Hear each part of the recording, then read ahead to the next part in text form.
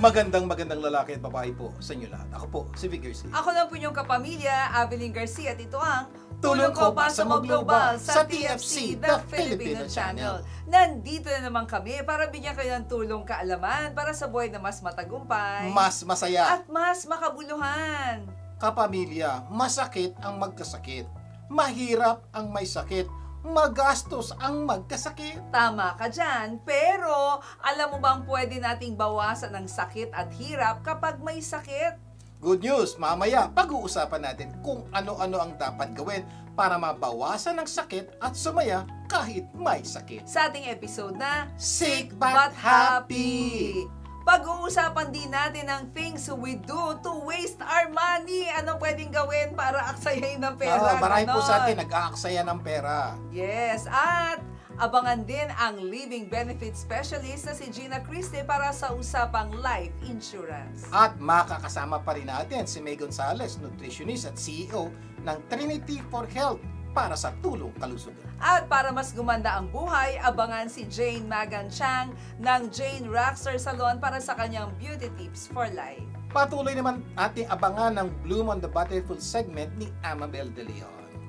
By the way, magpapasalamat ng muli kami sa lahat ng tumututok sa amin week after week. Maraming salamat. At saka yung mga nagpapadala ng entries doon sa ating Crown Plaza at saka sa Holiday Inn Manila Galleria. Maraming salamat po. Nakikita natin, nalalaman natin na interesado. Hindi lang sa promo, kundi sa programa. Okay, simulan muna natin ang ating programa ng Tulong Pampagana. Dahil ang paniniwala namin, one idea can change your Oo, life. in this case po, one story can change your life.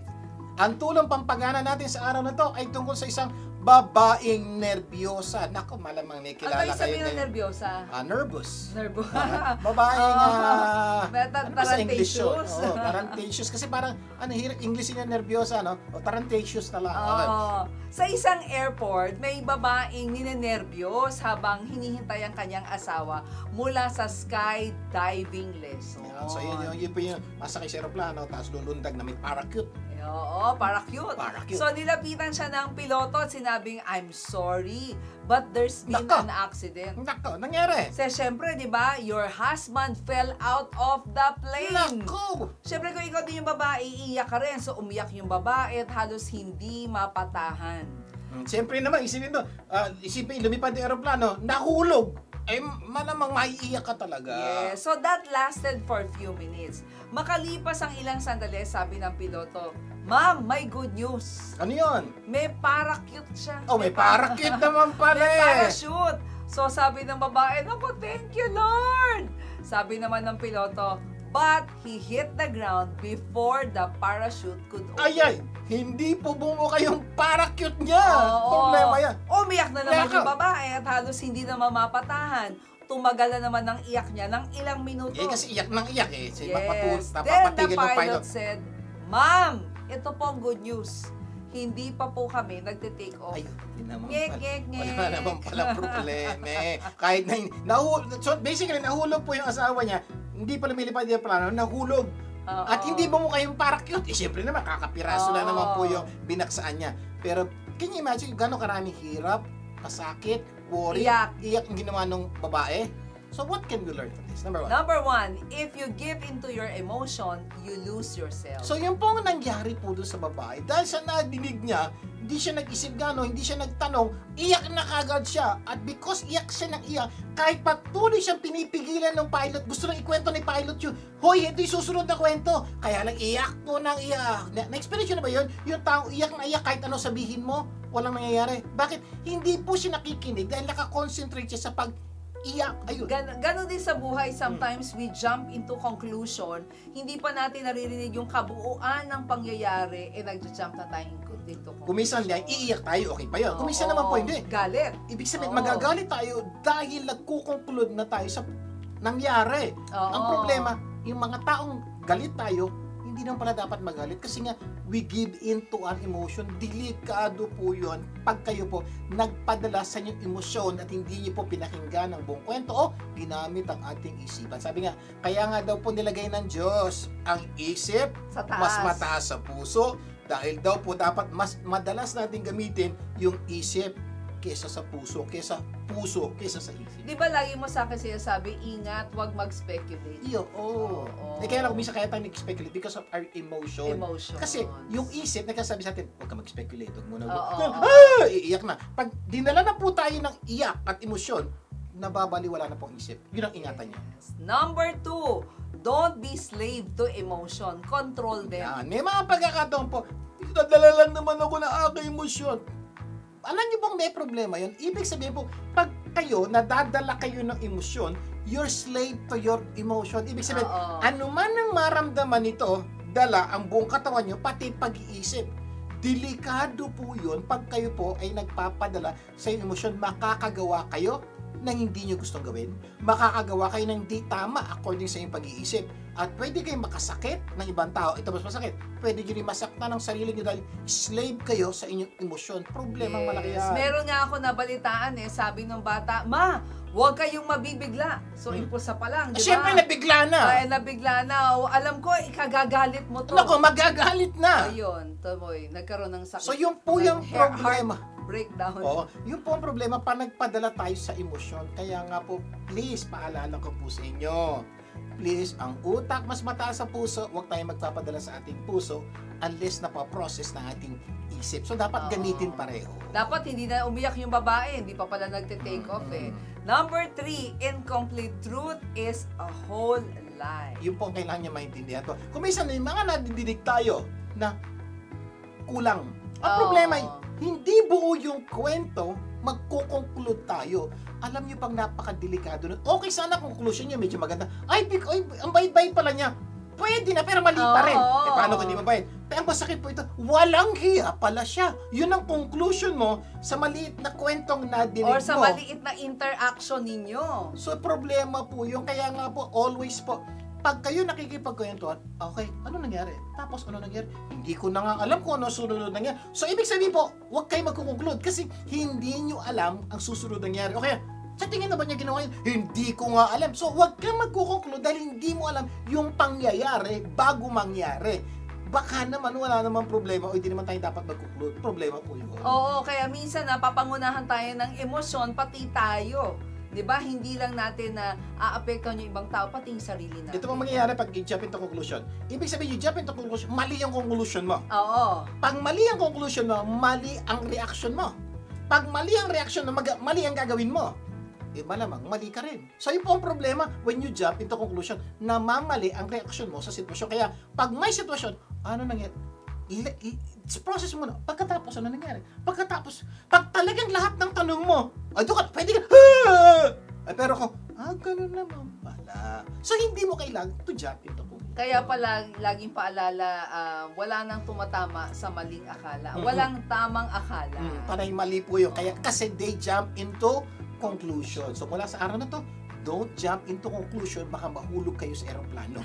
Mabuti na lang yung eroplano, hindi pa lumilipad. Okay. Number 4, before you react, think and think again. Ayan, may mga pagkakataon po, hindi ka nag-jump into conclusion. Oo. May sinabi sa'yo, pagkatapos. Talagang bad news. Before you react, think, ano yung magandang reaction sa sitwasyon na to? Oo. Hindi mo, huwag ka muna. Do not react. Okay? Think. Then, after you think, that's the time you act. Kasi po, pag ginawa niyo yan, malaki posibilidad, tama po ang inyong mag-iyak. Meron akong kilala, binasa yung text. Yung pala, merong mga words na yun lang ang kanyang nakita. Nako, umiyak na, nagalit na. Yung pala, iba palang ibig sabihin. Hindi niya binasa yung Hindi po kasi nag-isip. Again, uulitin ko po, huwag mong pabayaan ang emosyon to roll over your mind. Kaya nga mas mataas ang mind kaysa emosyon. Gamitin natin pareho. Oo. Ay, nako, sana marami tayong natutunan at gamitin ha. Huwag nating pangunahan ng emosyon ang anumang sitwasyon. At para ganahan naman tayong kumain, bisitahin lang po ang Butterberries Cafe Food Truck. Every Saturday po yan, located in Eco Park, 1030 Alpine Street, Los Angeles, California. Every Sunday naman po, from 9 a.m. to 5 p.m. ay nasa Melrose Trading Post po sila. Ito po yung address, 7850 Melrose Avenue, Los Angeles, California. For catering, tumawag lang sa 323-610-9005 or 323-244-9784. Marami pa tayong pag-uusapan. Magbabalik pa ang tulong ko pa sa mga global. Wag BBT. Tulong ko ipasa mo. Gaganda ang mundo. Tulong ko, ipasa mo. Gaganda ang mundo. Nagbabalik ang tulong ko, pasa mo global. Vic Garcia po balik. At Abilene Garcia. Dadako na tayo sa ating tulong pampaganda ng buhay. Ang paniniwala namin, you don't become what you want, you become what you do At continually. dahil gusto namin gumanda ang buhay nyo, continually, bibigyan namin kayo continually ng mga tips na magpapaganda ng inyong buhay. Simulan muna natin ang tulong pampaganda ng buhay tips sa pamamagitan ng Bloom on the Battlefield segment ni Amabel De Leon. Amabel! Thank you, Vic and Aveline, for having me again in your show. For me as an employee, coming into work with other people, your goal is always find ways to have harmony with everyone. So number one, I would suggest is respect. Respect each other. We will have differences. Always remember, a workplace will never hire people that are of the same interest, right? The same talents. What I'm good at, hindi yun strength ng iba. Yung strength naman ng ibang tao na kasama mo sa trabaho, hindi mo, and you will never be that. Hindi mo yun strength. So, respect, right? Respect, each other. Number two, find a way to get to know somebody. Ano yung mga likes nila, what makes them really give their attention to. If you can find that, then you will be able to connect with that person. And that's one way of also making that person feel important. When you can find that connection with that person, I'm sure, will also find a way to connect with you. Number three, be clear with your communication. Kasi marami tayong mga communication barrier, marami tayong yung backgrounds natin, magkaiba. What we think, how we do things is always different from other people. Kailangan work appropriate yung mga tone mo, the words that you use, right? The method of communication that you use. The starting point to that is ask the right question. One question may be, how do you want me to communicate with you? How do you want me to collaborate with you? So kasi what's right to you may not be right to other people. Number four, make sure that always give your share. Food or anything that you want to share is also a way of showing that you're really, really interested to be part of that group. And that's one way of them seeing you as well. So if you're the new kid in the block, also find a way to get in and find a way to belong. And then one way or another, slowly these people will start reaching out to you as well. So those are the few tips I can share. And wherever you go, whatever you do, kung ano man yung situation na pinapasukan mo, right? Keep blooming on your battlefield. Thank you so much, Amabel. Until next time, para sa iba pang tips para mas gumanda ang buhay. Okay, kapamilya, pag-uusapan natin ngayon ng isang internet article. Ito po title Things We Do to Waste Our Money by Warren Buffett. Ano yun? Mga bagay na ginagawa natin na inaaksaya daw natin ating pera. Makinig po kayo, baka ginagawa nyo to, inaaksayin nyo pera nyo. Oo. At hindi natin sinasabing gawin nyo, aksayahin nyo. Ito yung mga pamantayan, panuntunan na nag-aaksaya ka na pala. Kaya ibig sabihin, pera. pag nadinig nyo at ginagawa nyo to, malaki posibilidad, nag-aaksaya rin ang pera. Number one, chasing the latest technology. Ano ibig sabihin mga new gadgets. Alam mo, tempting yan. But often, last year's model serves just as well. Sabi ni Buffett, di ba? Sabi niya, siya rin, nakikita niya tong mga to, kaya iniiwasan niya. So, ibig sabihin po, kung may masyado tayo mahilig na, for example, bagong cellphone, okay, binili mo yung number 1, number 2. Every year, may number na lumalabas at gusto mo latest. Wala naman pong problema yung kung saan damakmak ang inyong kaperahan na talaga kahit bilhin nyo, parang hindi mo mararamdaman na nabawasan yung pera mo. Oo. Pero kung ikaw yung taong alam mong hindi ka naman ganong kadaming pera at medyo kinakapos ka saan pa, huwag kang bilhin ng bilhin to. Kasi po, kanya imagine magkano pong upgrade, 200, 300, 400, 500. Laki pong kabawasan yun ng inyong kaperahan. At kuminsan po, doon ang waste yung ating kaperahan. At kuminsan po, yung dinagdag nating pera, ang nadagdag lang naman, gumanda ng konti shell po, yung camera, bumasa ng screen. But actually, kung hindi mo alam na yung bagong lumabas na cellphone, okay ka pa rin. Okay naman yun dati. Di sana hindi nadagdagan ang iyong gasto. Si Warren Buffett, isa na yan sa pinakamayaman, di ba? Ang sabi niya, meron daw siyang history of sticking to functional rather than flashy technology. Sabi niya, it's important to assess if the latest upgrades genuinely provide added value for the price. So, ibig sabihin po, hindi po masama mag-upgrade. Sigurado nyo lang po, idadagdag yung pera ay talagang may dagdag ding makukuha kayo na talagang magagamit nyo. Kung wala po at parang konti dito na hindi mo naman gaano mararamdaman, sabi niya, nag-aaksaya ka lang ng pera kung mag-upgrade ka ng gadget. Hindi lang cellphone yan ha, pwedeng computer yan, pwedeng TV yan, pwedeng kotse, whatever. Ingat po kayo dyan. Yes. Number 2, overspending on clothes. So, lilinawin ko lang ha, hindi masamang bumili ng damit. Kailangan natin ng damit. Ang sinasabi lang po ni Warren Buffett, sobrang gastos. Ibig sabihin, hindi mo na kailangan, ni bibili mo pa. Oo, alam nyo ba, si Warren Buffett, kasama na ng mga ilang bilyonaryo, sabi niya, they lean towards simplicity in their Totoo wardrobe. yun. Namimili sila ng classic, durable clothes over flashy, expensive brands. Kasi sabi niya, it can result in significant savings. So, ibig sabihin po, mapapansin niyo po, yung mayayaman, si Warren Buffett, si Mark Zuckerberg, si Bill Gates. Bill Gates, At yes. kung sino-sino pa. Steve Jobs. Kasi may mga damit na halos pare-pareho. Minsan itim lang, gray lang, puti. Ano Oo. ibig sabihin? Kasi nga daw po, ayaw nila ubusin ng oras nila mag-isip kung ano yung susuot. So, because of that, simple, murang-mura yung mga ginagamit nila damit. Because of that, ang laki po ng kanilang natitipid. Oo. Number 3, ayon kay Warren Buffett, buying new cars. Yan. Oo, sabi niya, cars daw, notorious daw to sa pagkaroon ng rapid depreciation. So, nire-recommenda niya yung pagbili ng pre-owned cars, no? And holding onto them as long as they are still reliable. Totoo yan. Imbes na mag-falling ka into allure of the new models. So again, may mga pagkakataon po, kailangan nyo talaga yung sasakyan. Kasi ang sabi niya, kung pwede mo ng second-hand car. Kasi po, laki po ng depression ng brand new sa second-hand. Pangalawa, kung sakali na may kotse ka, hindi lumabas na bago. Oo. Tingnan nyo, okay po na may kotse nyo. Maayos naman, hindi naman nasisira madalas. Pagpapalitan mo, okay sana kung sirain na, magastos na, pwede. Pero kung hindi, mag-isip po kayo mabuti, sayang yung perang iset. Dagdag naman, $200 lang. $200 times 12, 2,400. After number of years, magkano po yun? Ang laki na po pera, no? Yes. Number 4, unused gym Ayan. memberships. Titinawin ko lang. Hindi po masama ang gym membership. Okay po yon. Kailangan po natin mag-invest sa ating fitness bilang pangatawan. Ang sinasabi po ni Warren, unused o seldom used o bihirang use. Kakaintindi, yun po ang masama. Binayaran mo, pero di mo naman ginagamit. Oo, maraming ganon, di ba?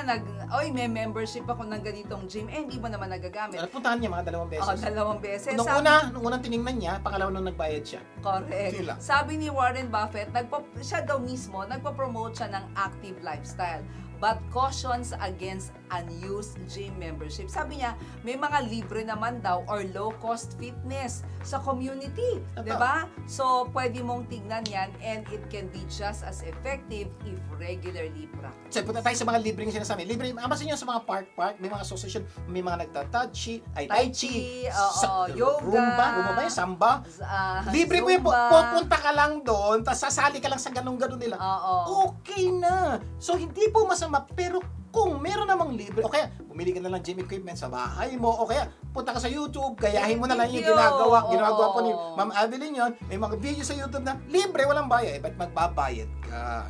Number 5, ito, regular night out. Ayan, or ilinahin nights naman po natin out. na Nako. hindi po masamang mag-night out. Pero kung gawin nyo ng regular every Friday, kaya sabi na, thanks God, it's Friday. Dahil it's Friday, lalabas sila. Problema pong malaki yun. Kasi can you imagine yung gastos nyo pag nag-night out kayo? Oo, alam mo, sa totoo lang, yung socializing, kailangan yan. Pero yung frequent night outs, Yan. no? Or nights out, Nights no? out. Oo, can be significant expense. Kaya nga, ang payo ni Warren Buffett, mag-opt ka na lang daw sa mga budget-friendly alternatives. Or gusto mo yung mga home-cooked meals. Yan po madalas namin ginagawa. Oo, or movie nights, At no? home! At home. Pwede daw itong makakat ng cost considerably. O kaya ako talaga gusto mo lumabas sa park. Ang dami po sa ating kapatid. Libre po ang park. Bumili po kayo ng, magluto kayo sa bahay, dala kayo, may picnic, tapos upo kayo pamilya sa park. Takbo dito, kilos Pizza, dito, exercise. oo. Nakalabas ka, pero laki po na TV mo. Number 6, ito daw yung over-reliance on skincare products. Ulitin po, sabi ni Warren Buffett, hindi masama ang pag-aalaga ng inyong complexion. Hindi po masama. Ang problema po, sobra na po. Ito po. Oo, parang hindi ka mabubuhay. Puntahan nyo po yung inyong mga closet o yung mga lalagyan nyo ng... Ang dami doon. na pinili nyo hindi nyo nagamit o minsan nyo lang nagamit. Unused. Oo. Sayang po yung pera. Kaya nga sabi ni Warren Buffett, nag-against daw siya dun sa overusing or needlessly combining skincare products kasi minsan binibili mo, hindi mo naman nagagamit. Hindi lang yan. Minsan, ang dami, kailangan gawin to. Style number 1, number 2, number 3, number 4, number 5. Paano ka nakasigurado? Talagang effective yan. So, bago ka bumili, aralin mong mabuti, hanap ka ng research, tanongin mo yung mga feedback. Again, hindi po masama yan. Kaya lang, kuminsan po, may mga ginagamit tayo, pinagkakagastos natin, wala namang effect. O yung iba naman daw, merong skincare na makikita mo sa kitchen mo. So, pwedeng as effective daw yan and can save your money and your Number 7. wrong use of credit Ayan. card. Marami sa inyo gumagamit ng credit card mali. Oo, eto ang sabi niya, credit cards can be convenient. Totoo naman, kaysa magdala ka ng cash. But high interest rates can quickly overshadow any benefits if you don't pay the full balance monthly. At by the way, Yun. kung marunong po kayong gumamit ng credit card, may mga tamang paraan at pwede pa kayong kumita. Siguro one of these days. Oo. Yung anak po namin, inaral po ang credit card at marami po siyang natutunang paraan para kumita sa credit card. At Pwede kang mag-travel for free. Marami po. Oo. aralin niyo po yan. Hopefully one of these days, guess po namin aming anak. Tapos, share niya po yung mga paraan na may maximize at magamit ng tama ang credit card. Yes, sabi nga niya, nag-a-advise siya against needless spending that could lead to credit card debt. Sana po marami kayong natutunan sa ating pinag-usapan. At mamaya sa tulong dagdag kaalaman, pag-uusapan natin ano ang dapat gawin para mabawasan ang sakit at sumaya kahit may sakit. Magbabalik pa ang tulong ko pa sa Global. Huwag bibitiw! Tulong ko ipasa mo, gaganda ang mundo.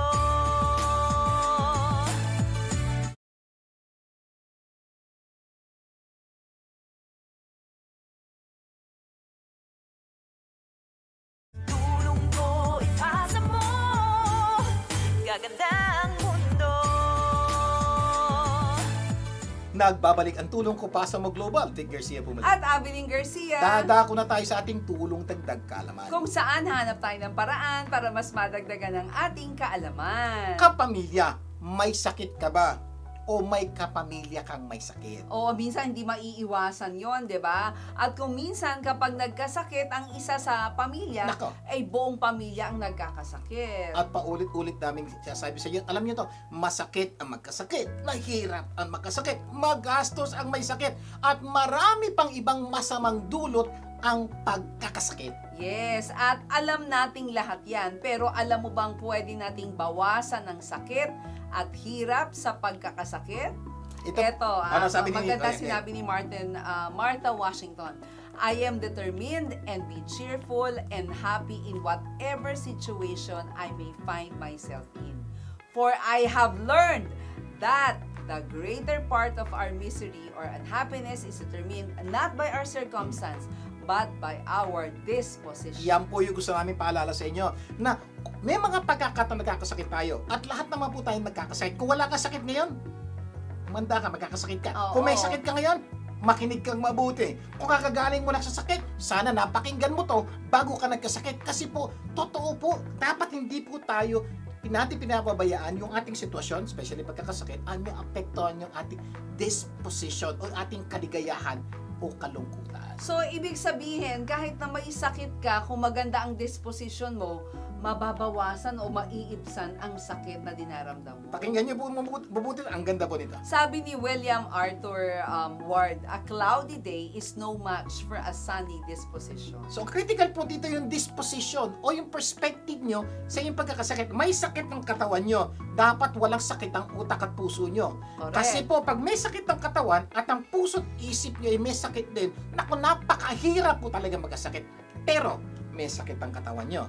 Pero tama ang yung heart disposition at your mind disposition, alam nyo po, baka-enjoyin nyo ang inyong pagkakasakit. Sir, pwedeng mag-enjoy sa pagkakasakit? Pwede. Kung mapapakinggan at gagawin nyo po, pag-uusapan natin yan. Good news! Pag-uusapan natin ano ang dapat gawin para mabawasan ang sakit at sumaya kahit may sakit. Sa ating episode na Sick but Happy! O, ito, number 1.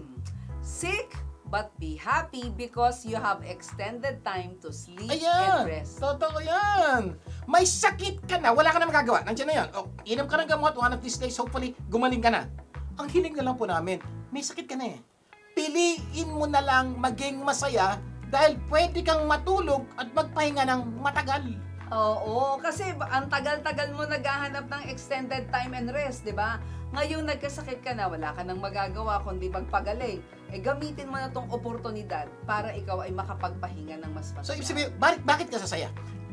Dati, ang dalas mo magreklamo na sa buhay na, gigising na naman, papasok na naman, magtatrabaho na, antok pa ako, gusto ko pang matulog, gusto ko pang ang dalas yung reklamo yan.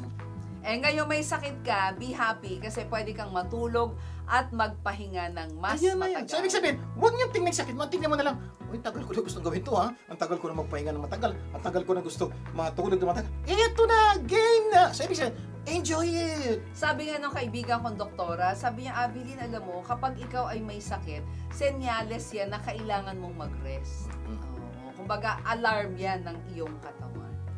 Number 2, sick but be happy because you will have a chance to take time off at work. Ayan, bakit? Bakit paliwanag, ma'am? Di ba matagal mo nang balak magpahinga sa Yeah. trabaho dahil pagod ka na masyado, kaya lang ayaw kang payagan ng boss mo. Ngayon, papayagan ka na kasi magko-call in sick ka na eh. So, ayan po, napansin niyo po, may ma'am, may sakit ka na eh. So, may sakit ako, lungkot-lungkot ko. Uy, magpasaya ka. Bakit? Pwede ka umabsent sa trabaho at hindi magagalit ang boss mo. At nandyan na rin lang, enjoyin mo Paano na. yun? Pagka, di ba, may mga iba sa atin, di ba, sasabihin, paano na yung mga trabaho sa opisina? Yan, totoo yan. Paano na yung deadline, Yan. yung reports, at ano-ano pa? So, ayan pa yung sabi, diba? sir, kaya hindi po ako makapag-enjoy kasi ang daming trabaho sa opisina. Oo. Sino gagawa niyan, ganyan. Ang dahil mo natin sasabi. Oh, tanong ko lang. May ka-opisina ka na nagkasakit, tama? Tama. Okay. May gumawa ba ng trabaho nila nung ma-absent sila? Meron! Meron. Hanap ng paraan ng buwas mo para masakit. So, kung naintindihan yun, wala ka naman magagawa. Gustuhin mo man, hindi mo naman kaya. Enjoyin mo na lang. So, ang payo namin, magpahinga ng mabuti para makabalik ka agad sa trabaho mo. Para mabilis kang gumaling. Huwag mo nang i-stress yung sarili mo na baka lalong lumala lang ang sakit mo, di ba? Kapag ka-in-stress mo yung sarili mo na walang gagawa ng trabaho mo. So, yun ang payo namin. Enjoyin mo na yan. When you enjoy it, madali kang gagaling at makakabalik ka sa trabaho. Number 3. Sick but happy because you have nothing to do. What? Pakiulit. Alam sa amin. Sick but happy because you have nothing to do. Paano naman sasaya dyan? Kasi walang trabaho, walang things to do, walang deadline, walang boss, walang traffic, at marami pang wala. So, marami kang oras na nothing to do. Diba? Matagal mo nang gustong gawin yan, to do nothing, ito na yun. Number 4, sick but be happy because you have time to watch movies Ayan. or TV series. Di ba ilang beses mo nang sinubukan tapusin yung mga paborito mong TV series? Ngayon, dahil may sakit ka, pwede na, and much more. Basta siguraduhin mong may oras ka sa tulog at pahinga kasi baka gawin mo naman lahat lagi. Lalo ka magkasakit. So, Lalo ka medyo magkasakit. enay lang. Example, may atang mahilig sa Korean telenovela. Yes. Di ba? Pinagkukwentuhan sa opisina. Ano nga kwento niya? Paano nga yan? Paano? Medyo ba? Ba't di ba wala akong oras eh. O, ito ngayon, may oras. Kasi sabihin, instead of focusing on your sickness, focus on what you can do while you are sick. I Yes. promise, sa gitna ng pagkakasakit mo, sasaya ka. Yes. Nako, sana marami tayong natutunan. Tutuloy pa natin mamaya, marami pa. Oo. Nako, mamaya tutuloy natin yan. Pero bago tayo mag-break, may good news kami sa inyo. Kung nagbabala kayong umuwi sa Pilipinas o may kilala kayong uuwi ng Pilipinas, ang Crown Plaza Manila at Holiday Inn Manila Galleria, dalawa sa pinakamagagandang hotel sa Pilipinas ay magkakaloob ng free hotel accommodation. At ang simple lang gagawin nyo. Magpadala lang kayo ng email sa tulongkopasamoglobal@gmail.com. Isulat ang inyong pangalan, address, contact number, at bakit kayo nanonood ng programang ito. Sama nyo na rin. Ano yung mga natututunan nyo sa programang ito? At ang may pinakamagandang dahilan ay pagkakalooban natin ng free hotel accommodation. Kaya, Sali na, may premium hotel accommodation ka na, libre pa. And we will notify you by email if you've been selected to receive the complimentary hotel accommodation. Sa aming pagbabalik, itutuloy pa po natin ang ating kwentuhan. Magbabalik pa ang tulong ko pa sa mga global. Huwag bibitiw. Tulong ko ipasa mo, gaganda ang mundo. Tulong ko ipasa mo, gaganda ang mundo. Nagbabalik ang tulong ko pa sa mga global. Figure siya po ulit. At Avelyn Garcia, bago natin ipagpatuloy ang ating topic sa araw na to, magbibigay daan muna tayo ng beauty tips for life mula kay Jane Maganchang ng Jane Rockstar Salon. Jane! Hey, just a little reminder. Wash your hair with cool, cool water. Stop washing your hair with that hot temperature. Oh, why? 'Cause you're burning your cuticles. You're burning your follicles. So I say, please wash your hair with cool, cool water. Oh, cool. Oh, cool. Wash it cool. Let your voice be heard by the way your hair speaks at Jane Rockstar Salon. You can be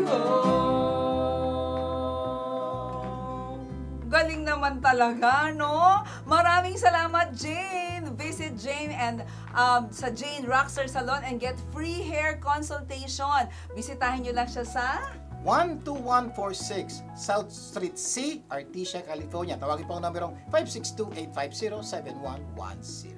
O this time, itutuloy po na natin ating pagsagot sa tanong na ano-ano ang dapat gawin para mabawasan ng sakit at sumaya kahit may sakit. sa ating episode na Sick but Happy! Okay, review muna tayo. Number 1, sick but be happy because you have extended time to sleep Hulog. and rest. No? Sick but happy because you will have a chance to take time off at work. Wala mo nang pasok sa trabaho. Yes. And number 3, ito gustong-gusto ng marami, di ba? Sick but happy because you have nothing to do. Pag sabi bakasyon ka, ano gagawin mo? Wala lang, di ba? Yes. Anong oras ka gumising? Kahit anong oras. Kahit anong oras mo ito, kahit. Bakit po? Kasi wala ka naman pang gagawin.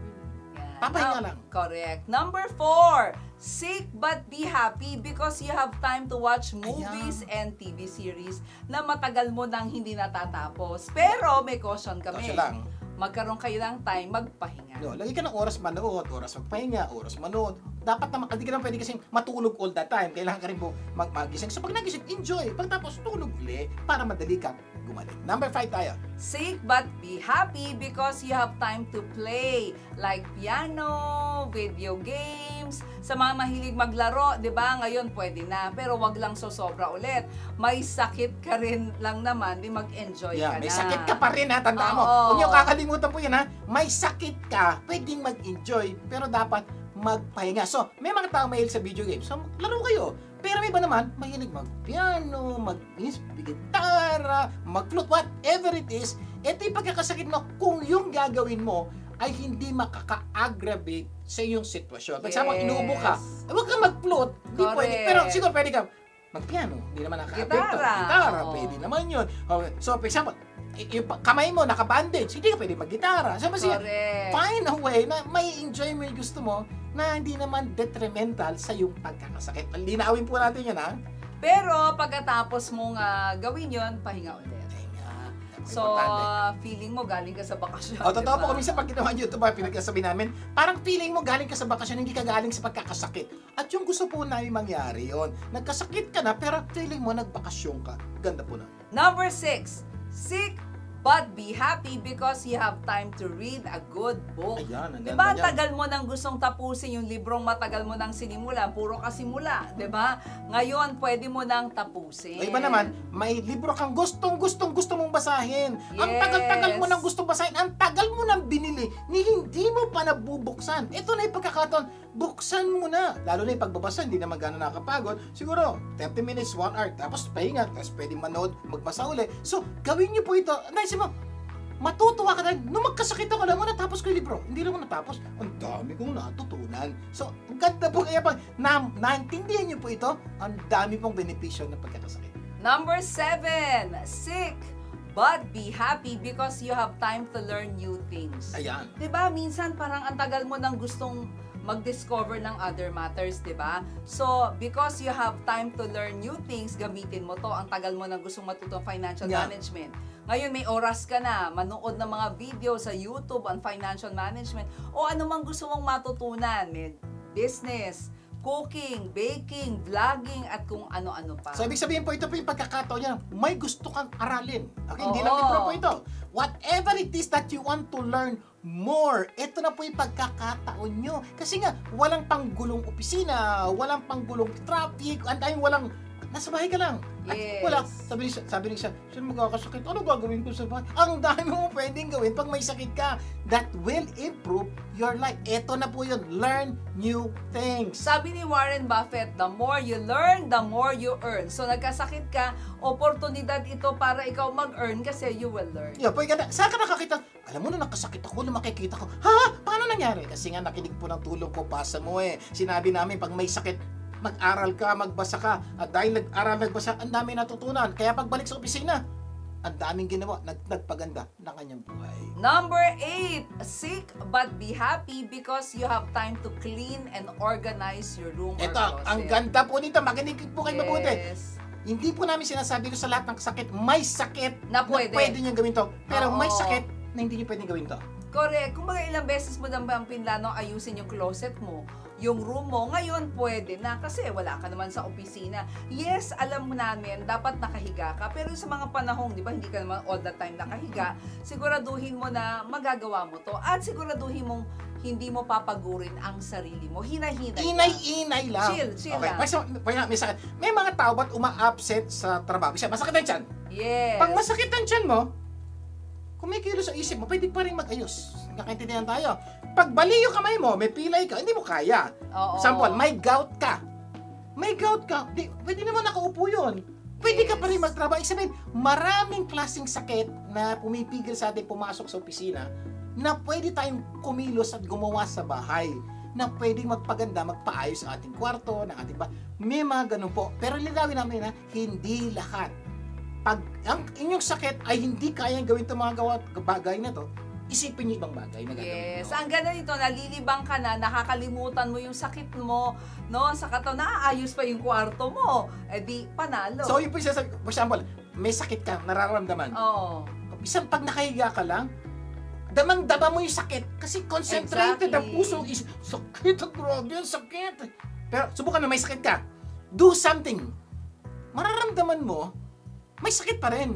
Pero hindi mo ganong nararamdaman gano'n kasi nalilibang ka doing this. Alam niyo po, doing something, bakit habang may sakit ka? Therapy po yun. Nadidistract yung isip at puso mo sa sakit, nakakagawa ka ng maganda at nababawasan yung sakit. O nadadivert yung iyong nararamdaman, na focus, no, na pakiramdam. Sabi ni Benjamin Franklin, for every minute spent organizing, an hour is earned. Dahil ng trabaho. Ibig sabihin, pag may kailangan ka, madali nang makita kasi malinis ang inyong bahay. O, isa pang paalala, no, you can't reach for anything new if your hands are still full of yesterday's junk.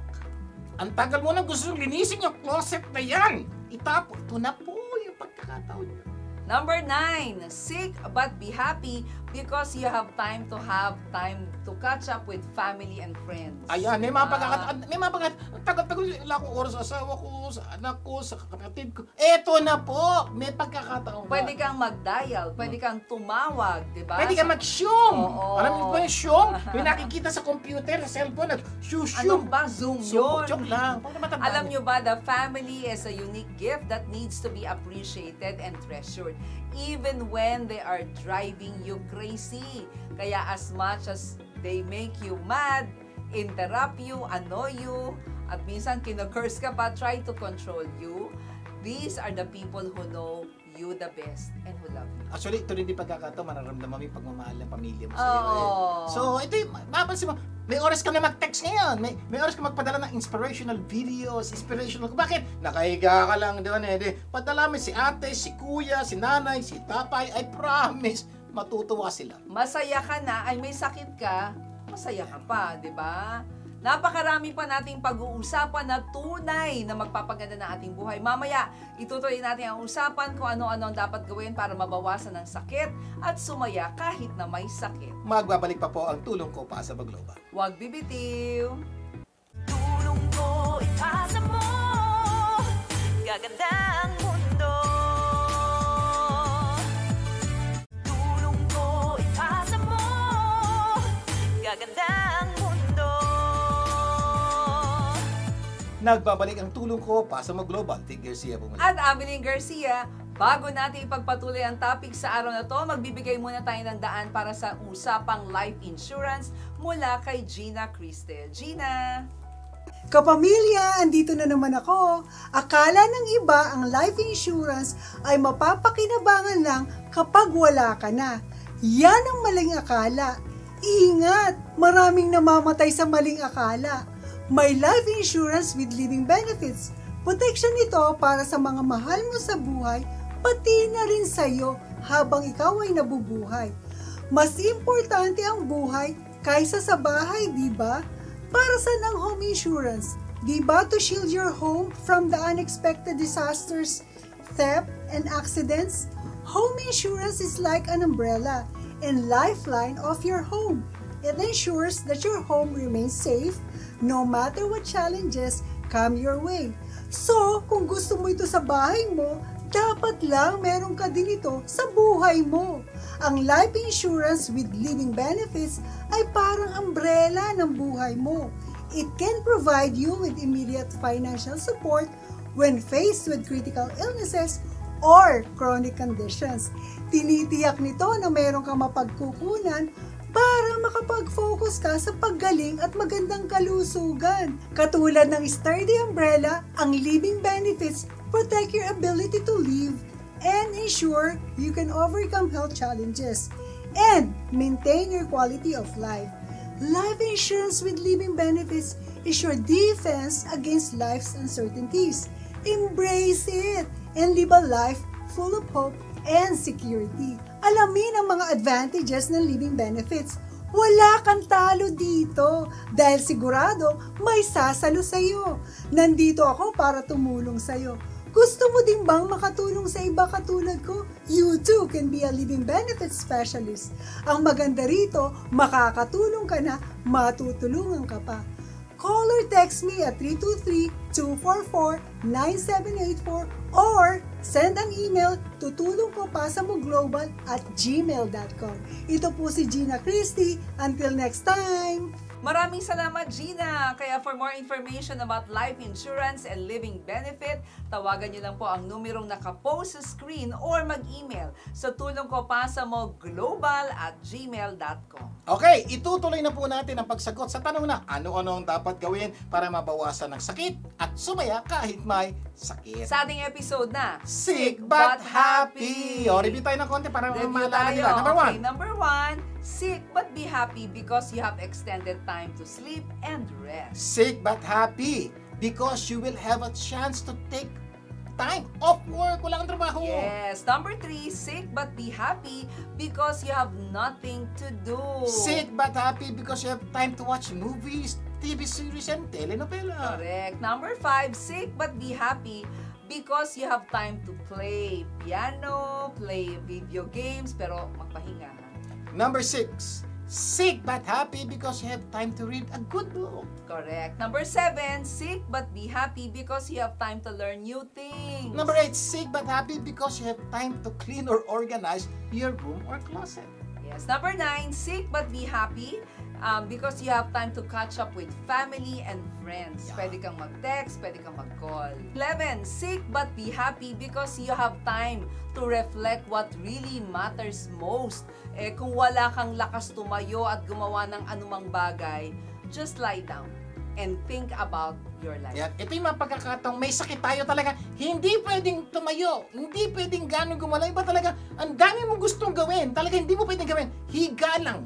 Yes. The best thing you do, if that's the kind of sickness you have, is reflect on your life. Kasi kahit nakahiga, pwedeng gumana ang Utak. Isipin mo, kumusta na ba ang buhay ko? Kumusta na ang pamilya ko? Isip lang yun. Ano ba nangyayari sa buhay ko? Tama ba itong ginagawa ko? Tama. Kaya mong gawin yun habang may sakit ka.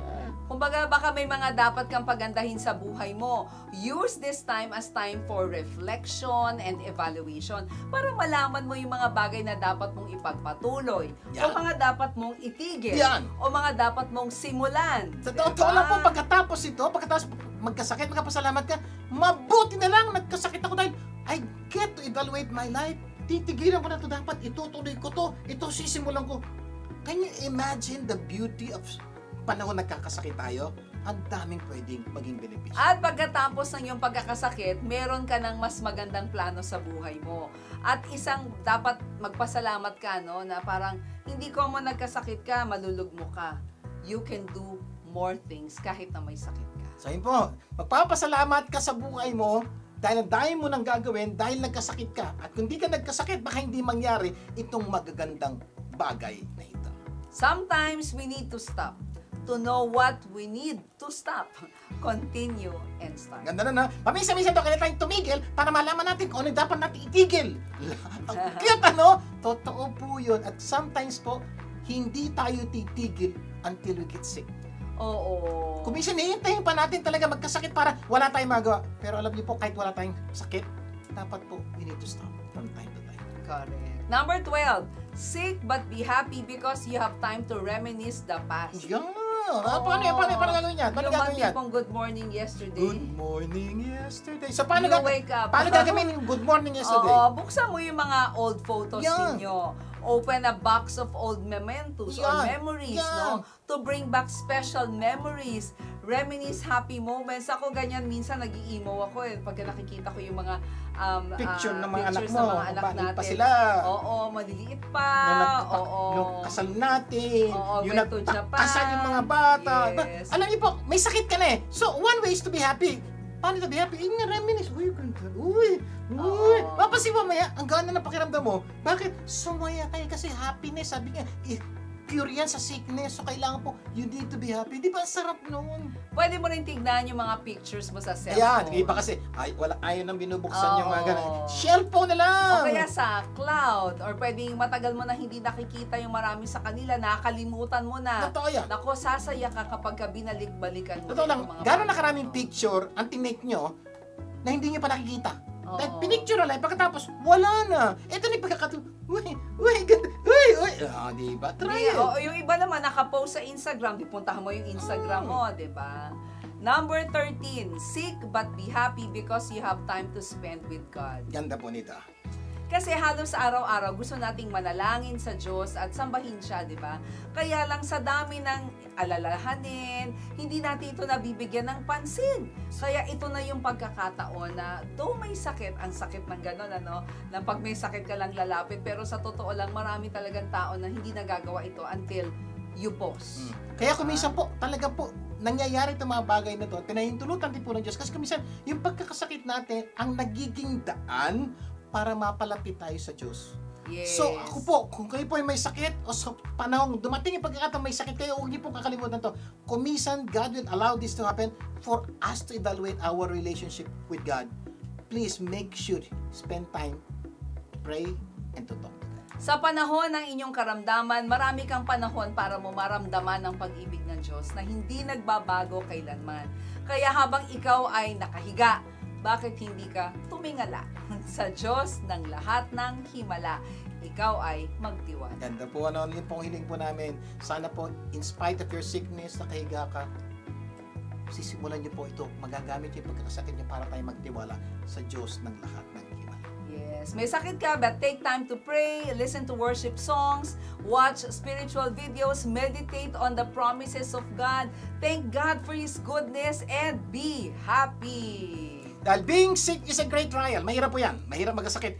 Pero isang araw, ikaw ay magpapasalamat sa iyong pagkakasakit dahil dito, ikaw ay napalapit sa Diyos ng pag-ibig. Sana marami tayong natutunan sa ating pinag-usapan. At next week, mas marami pa tayong pag-uusapan at tunay magpapaganda ng iyong buhay at ng iyong mga mahal sa buhay. Closing prayer muna tayo. Nalangin po tayo. Ang mga nasa langit, maraming po salamat sa pagkapaalala nyo sa amin na kamisa maski yung mga pangit na nangyayari sa aming buhay ay pwede pong pagandahin kung kami lang po ay magkakaroon ng tamang disposisyon, lalo ng disposisyon galing sa inyo. At sa mga taong may sakit, may karamdaman, dalangin po namin ang dampi ng iyong kamay sa bawat isa. Lord, kayo pong humipo at magpagaling sa mga taong ito at lalong-lalo na dalangin po namin na gamitin po namin ang panahong ito upang maging productive at maging masaya sa gitna ng pagkakasakit. Lahat ng ito dalangin namin sa pangalan ni Jesus. Amen, Amen and and amen. amen. Laging tandaan kung ano man ang naitulong ng programang ito, ipasa mo naman sa iba. Imbitahin niyo po yung mga kapamilya na tumutok sa programang ito sa susunod nating pagsasama. At sama-sama nating pagandahin ang ating At buhay. ng mga mahal natin sa buhay. Ako po ang iyong kapamilya, Dick Garcia. Ako lang po si Abilene Garcia. Laging tandaan, Sa tulong ko pa sa Mo Global, gaganda ang mundo. Tulong ko ipasa mo, gaganda ang mundo. Tulong ko ipasa mo, kung gusto mo